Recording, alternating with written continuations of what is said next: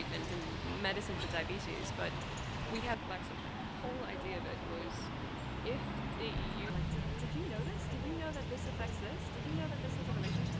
Oversight over the application of certain law, well, actually quite a bit of law in Northern Ireland. Something very important to remember about this withdrawal agreement, this deal, is it's very similar to Theresa May's first deal.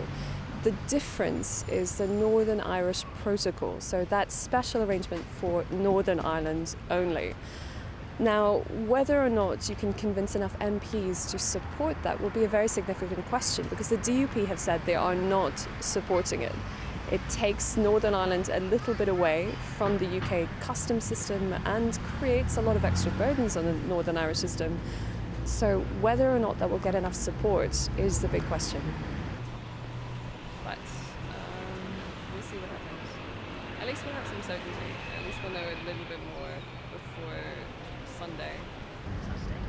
We're on single digits at this stage. There's no certainty either way. There seems to be an indication that it will be very, very close. It will come down to 1, 2, or even just 5 people. But speaking only about 24 hours away, I have no idea what that's going to look like. So we always finish the lectures with the same question, which is this on the exam? Which I find hilarious. Because we have no idea. If there's not enough support in Parliament, then very simply, there's not a withdrawal agreement. What will then happen is the Benn Act obligation will kick in. So the Benn Act means that the Prime Minister must request an extension until the 31st of January 2020 from the European Council. The important thing to remember about that is that request is an obligation under UK law, but it still requires unanimity among the European Council to agree for any extension. That means 27 different member states must agree to that extension.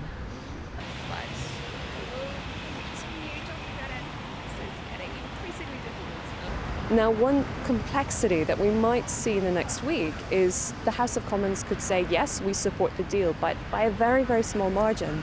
But that doesn't make it law here in the UK. What we then need is what's called an implementation bill. We need an act of Parliament to make that law in the UK. We could see a lot of amendments to that act, maybe requiring something, for example, like another referendum, or even on the expectation there'll be a general election within the next couple of months. The really important thing to remember about the withdrawal agreement altogether is this is actually only the first stage of negotiations.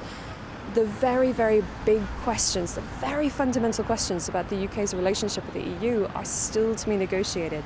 We have a political declaration that was agreed between the UK and EU negotiators yesterday, but that's not legally binding. It's just a framework of almost political intention.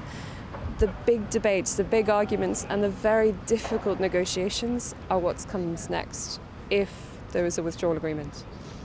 Because they've been washed in chlorine, which is a typical example, but they've also been subject to